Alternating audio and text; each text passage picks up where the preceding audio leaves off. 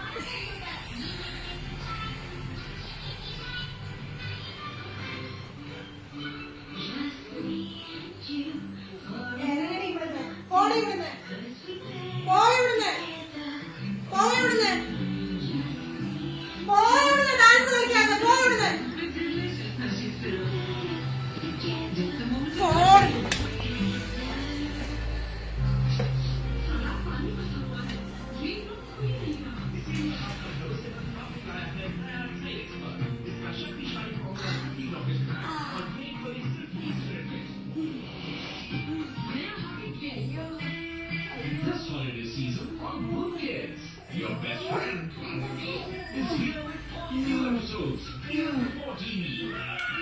15 new exciting stories and lots of fun. Watch Beyond. You'll never see the 4 episodes of Peppa Pig before TV or Beyond Good Kids. Download now. Peppa Pig is back on Nextmedia.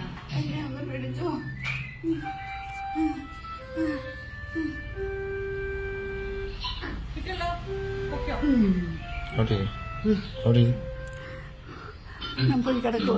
അരി ഉണ്ടാക്കാൻ ഞാൻ പോയി. എന്തിനാ അടിക്കുന്നത്? നിങ്ങളുടെ വീട്ടിലല്ലേ ഇരിക്കുന്നത്?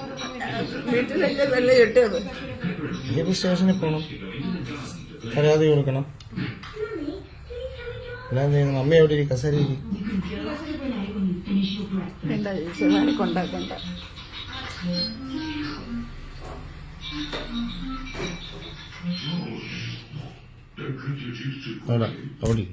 ഞാൻ ഇപ്പൊ എടുത്തേച്ചു വരട്ടെ.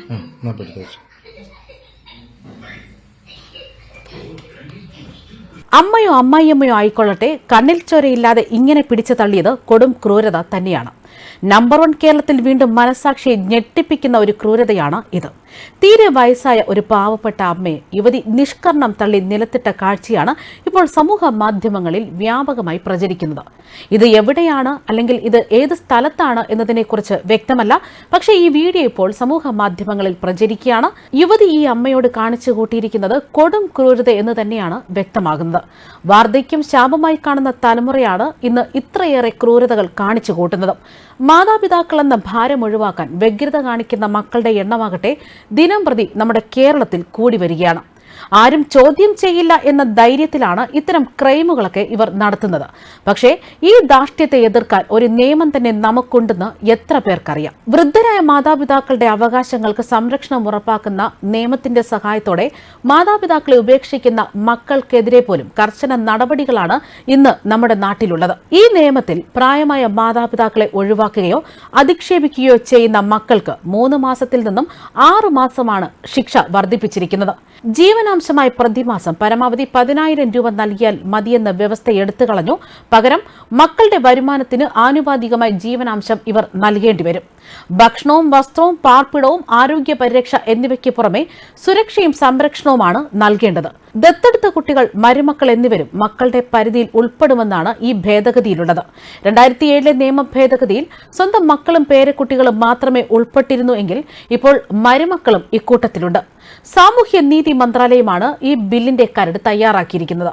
ഈ സംരക്ഷണത്തിൽ എന്തെങ്കിലും തരത്തിൽ വീഴ്ചയുണ്ടായാൽ മാതാപിതാക്കൾക്ക് മെയിന്റനൻസ് ട്രൈബ്യൂണലിനെ സമീപിക്കാനും ബില്ലിൽ വ്യവസ്ഥയുണ്ട്. മാതാപിതാക്കളെ അല്ലെങ്കിൽ വൃദ്ധരായവരെ നോക്കാത്തവർക്കെതിരെ നിയമപരമായ നടപടികൾ എടുക്കാനും വൃദ്ധർക്കും മാതാപിതാക്കൾക്കും അവർക്ക് കിട്ടേണ്ട പരിരക്ഷയും പരിചരണവും അവകാശങ്ങളും ഒക്കെ ഉറപ്പു നൽകുന്നതാണ് ഈ നിയമം. ഇതൊന്നും അറിയാതെയാണ് ഇന്നത്തെ തലമുറ വൃദ്ധരോട് ഇത്തരത്തിൽ പെരുമാറുന്നത്. ഏതൊരു സാങ്കേതിക വശങ്ങളിലൂടെയും തെറ്റ് ചെയ്യുന്ന മക്കൾ രക്ഷപ്പെടില്ല എന്നതാണ് ഇത്തരം നിയമങ്ങളിൽ നിന്നും വ്യക്തമാകുന്നത്. ഈ നിയമം പൂർണ്ണമായും മാതാപിതാക്കൾക്ക് ഉപകാരപ്പെടുന്നതാണ്. മക്കൾ നോക്കില്ലെന്നോ അല്ലെങ്കിൽ ഇറക്കിവിട്ടെന്നോ തല്ലിയെന്നോ പരാതിയുള്ള ഏതൊരു മാതാപിതാക്കൾക്കും ഒരു വെള്ളക്കടലാസിൽ അവരുടെ പരാതി എഴുതി സമർപ്പിച്ചു കഴിഞ്ഞാൽ മക്കളും മരുമക്കളും എല്ലാം തന്നെ അഴിയണം. ആ പരാതിയിന്മേൽ ആദ്യം മക്കൾക്കായിരിക്കും നോട്ടീസ് അയക്കുക. നോട്ടീസ് കിട്ടിയിട്ടും ഹാജരാകാൻ ഇനി തയ്യാറായില്ലെങ്കിൽ അറസ്റ്റ് വാറണ്ടായിരിക്കും പുറപ്പെടുവിക്കുക. വിളിച്ചു വരുത്തുന്ന മക്കളെ ആദ്യം കൌൺസിലിംഗിന് വിധേയരാക്കും. പലരും പറയുക അവരുടെ സാമ്പത്തിക സ്ഥിതി അനുകൂലമല്ലെന്നായിരിക്കാം. മാതാപിതാക്കളുടെ സ്വത്തുക്കൾ കൈക്കലാക്കിയതിന് പിന്നാലെയും പലരും ഇവരെ ഒഴിവാക്കുകയാണ് ചെയ്യുന്നത്. അങ്ങനെയുള്ള മക്കളുടെ വസ്തുക്കൾ പോലും തിരിച്ചെടുക്കാൻ ഈ നിയമത്തിലൂടെ സാധിക്കും. മാതാപിതാക്കളുടെ കയ്യിൽ നിന്ന് കിട്ടിയ സ്വത്തുക്കളുടെ ഡോക്യുമെന്റ് പിടിച്ചെടുക്കും. 10,000 രൂപ വരെ ഇവരിൽ നിന്ന് പിഴ ഈടാക്കും. മാതാപിതാക്കളെ തിരികെ വീട്ടിലേക്ക് കൊണ്ടുപോകാൻ കർശനമായി നിർദ്ദേശവും കൊടുക്കും.